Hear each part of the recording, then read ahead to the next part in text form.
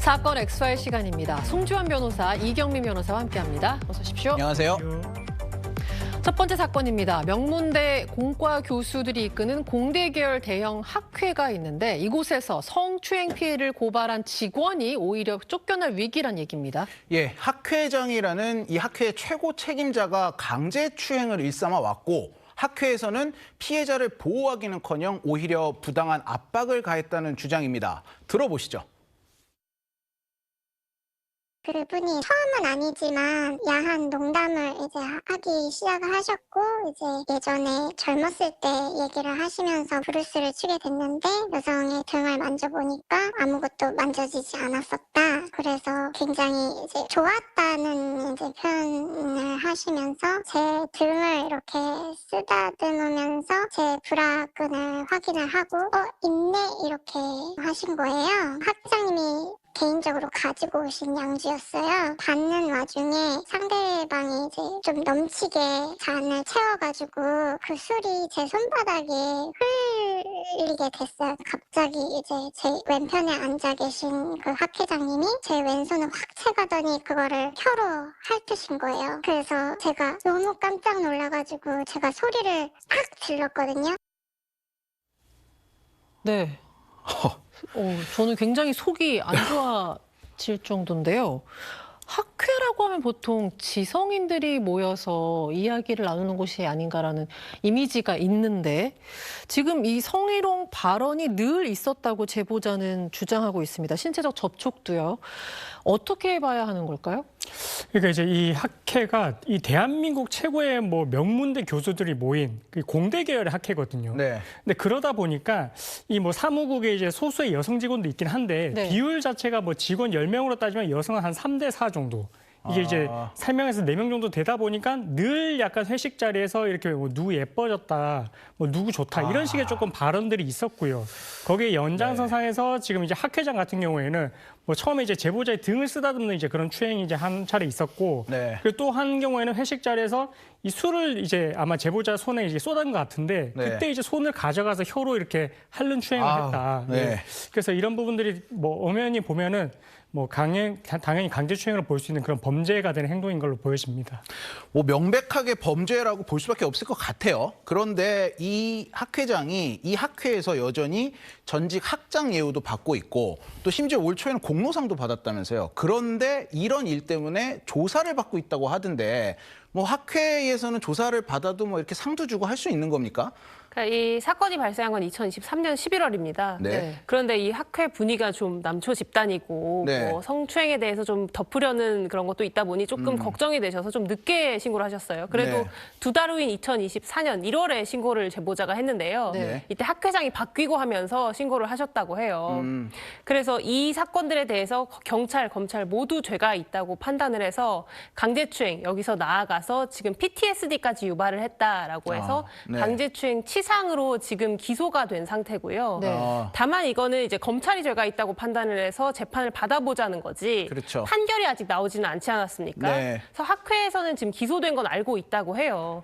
그런데 아직 판결이 나온 게 아니기 때문에 뭐 전임 학회장 대우를 계속 하고 있고 네. 그래서 올해 초에 이 공로상도 이 학회장이 받았다고 합니다. 네. 자, 이 사건 관련해서 저희가 이 학회장이라는 사람과 직접 통화를 해봤습니다. 네. 들어보시죠. 저도 자세히 말씀드리기는 그런데 검찰에서 지금 이제 기소를 한 상태거든요. 아직은 뭐 판결이 나지 않은 상황이라 제가 뭐라고 좀 말씀드리기가 그런데 그 잘잘못은 아마 재판에서 밝혀지지 않을까 그렇게 생각해요. 네. 지금까지 우리가 들은 이야기도 정말 충격적이고 공분을 살 만한 이야기인데 더 심한 일이 있다는 건 무슨 얘기입니까?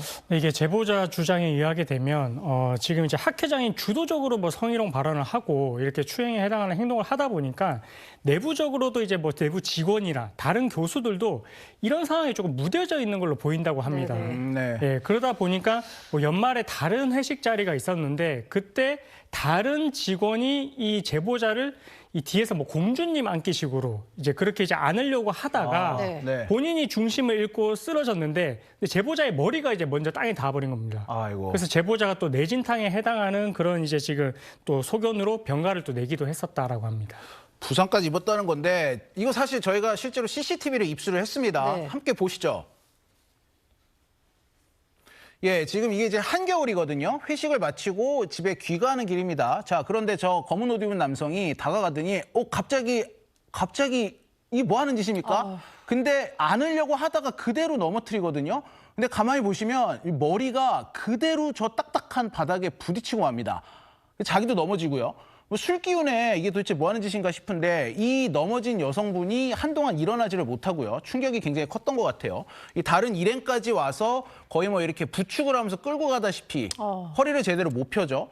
자, 이게 앉는 것도 성추행인데 심지어 부상까지 입힌 네. 그런 상황이었습니다. 맞습니다. 말씀 주신 그대로 모든 게 지금 다 문제 투성이 CCTV 아니었습니까? 이랬는데도 학교에서는 계속 묵인 상태입니까? 그 CCTV만 보더라도 강제추행은 확실하고 치상, 그러니까 다치기까지 하셨잖아요. 네. 강제추행 치상에 해당할 만한 뭐 행위인데요. 사실은 누가 보더라도 이런 것들은 신고가 가능한 거기 때문에 네. 이 제보자도 바로 이 학회에는 신고를 하셨다고 해요. 근데 학회는 뭐 그런 걸 가지고 그러냐? 뭐 별일 네. 아니다. 그리고 다친 것도 별로 안 다친 것 같은데 뭐 오버하지 마라. 이런 식으로 대응을 했다고 해요. 그래서 지금 그래서 병가 뭐 출근 조정을 해달라. 병가를 해달라라고 제보자가 얘기를 했는데 그런 것들도 받아들여지지 않았고요.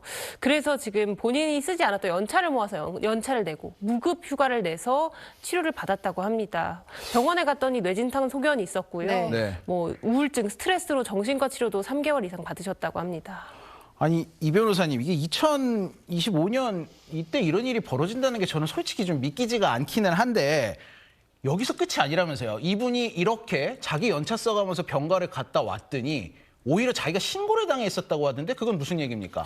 그렇습니다. 지금 3개월간의 병가를 끝내고 왔는데 이 직원 중에 4명이 제보자를 상대로 직장 내 괴롭힘으로 이 10여 건에 해당하는 그 직장 내 괴롭힘으로 이제 고발을 한 겁니다. 아까 제보자를요? 그렇습니다. 이 제보자. 넘어진 분을 고발했다는 그렇습니다. 거죠? 이제 피해자인 제보자를 상대로 고발을 한 것이고, 네. 근데 타이밍이 참 묘한 게 이 제보자가 아까 학 회장을 고소를 했다고 했지 않습니까? 네. 수사가 진행 중인데, 근데 그랬을 때에 이 지금 그 직장 내 괴롭힘 보고서에 봤을 때 뭐 증인이라든지 뭐 신고 네. 총괄 이런 관련자들의 명단을 보니까 학 회장하고 동일한 학교 출신의 선후배. 네. 그리고 이제 제자들로 이제 구성이 되어 있는 그런 지금 상황이고, 네. 그래서 이 직장 내 괴롭힘으로 고발한 그 고발 경위에 대해서도 너무 이제 의심스러운 상황인데, 네. 일단 그 이후에는 뭐 대부분 무혐의 결정이 났다라고 하고요. 그리고 직장 내 괴롭힘으로 고발이 됐을 때 사안을 조사를 해봐야 되지 않습니까? 네. 근데 결과가 나오기도 전에 이 한직으로 제보자를 이제 배정을 해버렸고, 그래서 이제 또 제보자를 피해자의 신분인데도 불구하고 이상한 사람으로 몰아가서 제보자 입장에서는 그 결과가 나오기도 전에 직장 생활을 하는 것조차도 좀 힘겨웠던 그런 상황이었다라고 합니다. 아까 학 회장은 아직 판결이 안 나와서 상도 준다고 했는데 네. 너무 상반되는 조치가 아닌가라는 생각이 저는 드네요. 네. 여기서 더 황당한 게 아직 남아 있습니다. 그 방금 우리 이 변호사가 말씀 주신 제보자를 고소한 그 신고자들 4명 중에 1명이 또 성폭행 이력이 있는 사람이라면서요? 네, 그렇습니다. 이 제보자를 직장 내 괴롭힘으로 가해자로 고소한 그 신고한 분 중 1명이 사실은 이제 성폭행 미수에 그쳤던 분인데요. 네. 사건을 말씀드리자면 이게 2020년 10월에 있었던 일이래요. 네. 이 제보자가 학회 행사를 마친 이후에 이 1박하는 학회들이 많지 않습니까? 네. 그래서 학회 이제 회원들과 술을 마시고 호텔 방에 각자 방에 들어가는 상황이었는데 네. 네. 그 같이 일하던 동료인 이 남자 직원이 이 방에 같이 들어오려고 하면서 그 제보자를 강간하려고 한 겁니다. 그러니까 자기가 괴롭힘으로 신고했던 이분을 과거에 성폭행하려고 했다는 말씀이신 거죠? 네, 그렇습니다. 제가 너무 떨려서 지금 말이 잘 안 나오는데요. 네. 이분은 이 남자를 뿌리치는 과정에서 상해를 입기도 했고요. 네. 많은 사람들이 이 상황을 봤고 이분은 화장실로 도망을 갔다가 네. 복도로 도망을 나와서 소리를 쳐서 결국에는 이거는 미수로 끝났다고는 합니다. 네. 이 이후에 이 남자 직원이 이거 비밀로 해달라라는 메시지를 보내기도 했다고 하고요. 뭐 도대체 이 학회에서 무슨 일이 벌어지는 건지 알 수가 없을 정도인데 송 변호사님 이런 분위기라면 이런 일을 당해도 막 선뜻 신고하고 이러기가 힘들 것 같아요. 이 학회 분위기가 좀 그런 분위기가 있다고 합니까? 예, 쉽지 않았을 것 같습니다. 그래서 이 제보자도 바로 이 성폭행에 대해서 신고를 하지 못했대요. 학회 네. 분위기도 이런 성적인 이슈에 대해서 묻으려는 분위기고 네. 그리고 이 남자분, 이 가해 남성도 가정을 꾸린 지 얼마 안 된 남성이었다고 합니다. 그리고 네. 이 가해 남성의 이 아내가 임신 중이었다고 해요. 그래서 이런 것들을 걱정해서 내가 이거를 신고를 하지 말자라고 생각을 하고 넘어갔는데 네. 이렇게 갑자기 직장 내 괴롭힘으로 본인을 가해자로 신고하는 상황이 오니까 이거는 털고 다 가자라는 생각으로 신고를 했고, 그런데 학교에서는 이 성폭행 사건을 제대로 조사를 안 했다고 해요. 네. 그래서 결국에는 그 학회 내에서 폭행 사건을 조사를 하지 않으면 노동청으로부터 과태료 처분을 받거든요. 네. 그래서 지금 학회가 노동청으로부터 과태료 처분까지 받았다고 합니다. 결국에 그래서 조사를 하고 있는데 네. 뭐 이분은 지금 남자분은 유급휴가로 대기 발령 중이고요. 네. 뭐 육아휴직을 한다는 식으로 뭐 시간 끌기를 하고 있는 중이라고 합니다. 네, 우리 송 변호사님이 약간 너무 충격을 받아서 굉장히 좀 이렇게 떠는 모습까지도 보여주셨는데 저희 네네. 예, 그 얘기를 들어본 게 있다고 하죠? 네네. 뭐 들으면 들을수록 정말 더 충격적인 이야기라 저도 지금 감정 누르기가 쉽지가 않습니다. 이 제보자는 학회에서 사건을 은폐할 뿐더러 피해자에게 가해 프레임을 씌우는 걸 묵인했다고 주장하는 상황입니다. 들으셨던 것과 같이요. 이와 관련해서 학회 관계자는 어떤 입장을 전했는지 들어보시죠. 네, 학회 측에서 이제 저희한테 보내온 입장문입니다. 전임 학회장 성추행 및 직장 내 괴롭힘은 개인 간에 벌어진 일이다.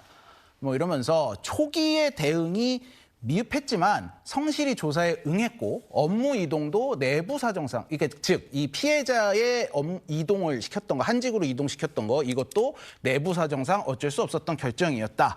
뭐 재판부에서 유죄가 확정이 된다면 이 가해자로 지목된 인물들을 학회 명단에서 영구 제명하기로 의결한 상황이다라는 입장을 저희 쪽에 보내왔습니다. 네. 네, 자 학연으로 얽힌 권력 구조가 피해자 보호 대신에 침묵과 압박을 선택한 건 아닐지 이 이후 상황도 저희 뉴스헌터스에서 계속 지켜보도록 하겠습니다.